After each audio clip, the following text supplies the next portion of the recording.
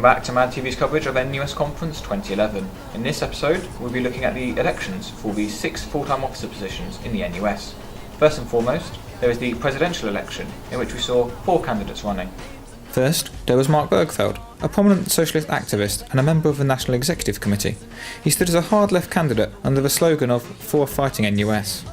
They say we cannot afford our universities. What we need to be saying at this moment in time is we cannot afford the Tories any longer in power. Not in the next 5 months, not in the next 5 weeks, not in the next 5 days. They must go.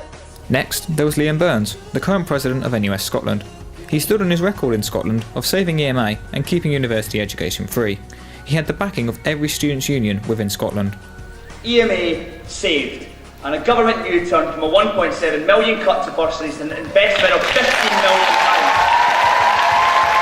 Government forced to spend £30 million putting money into students' pockets penny for penny the way that NUS told them to do. Then, there was Thomas Byrne, a first-year student from York University. He was in support of the coalition government's proposals to reform education and in favour of working with the government rather than trying to fight against them. I think with government, so many things they want to do are good in principle, and we need to negotiate, we need to get the best for students, we need to hold the government to its promises, not throw tantrums and find ourselves locked out of the negotiating room. We need to achieve progress and seize opportunities for reform, not make so-called principle stands and get knocked out of the negotiating room. Finally, there was Shane Chowan, the current Vice President of Further Education for the NUS.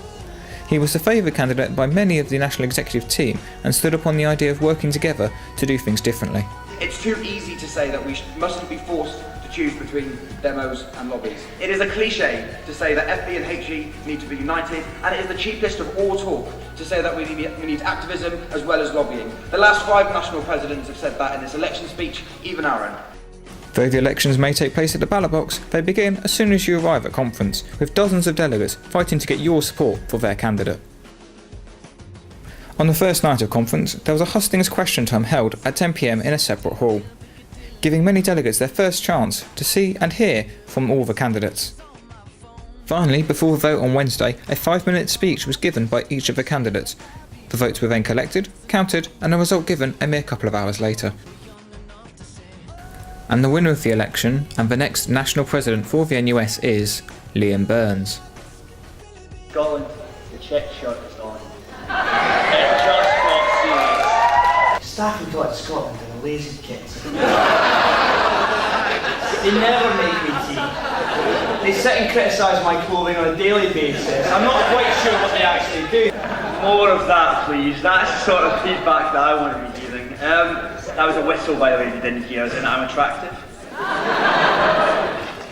Following his election victory, MADTV got to interview President-elect Liam Burns on his thoughts for the next year. Yeah, my name's Liam. I've just been elected as next year's National President for NUS UK. Something I'm equally excited by and humbled that I've got the opportunity to do so.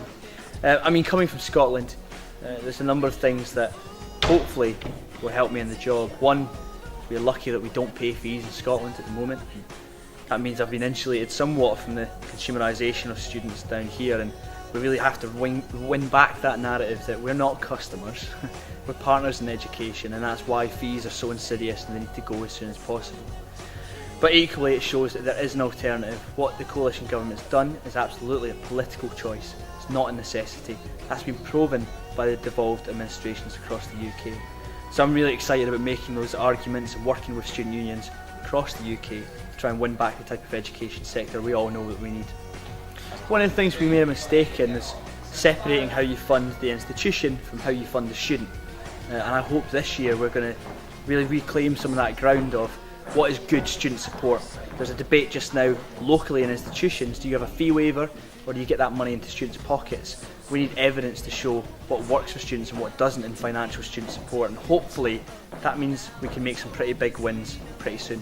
Well, this conference has seen lots of really exciting policy come forward on postgraduate students, on part-time students, and our liberation campaigns continue to fight for the best deal for their members as well.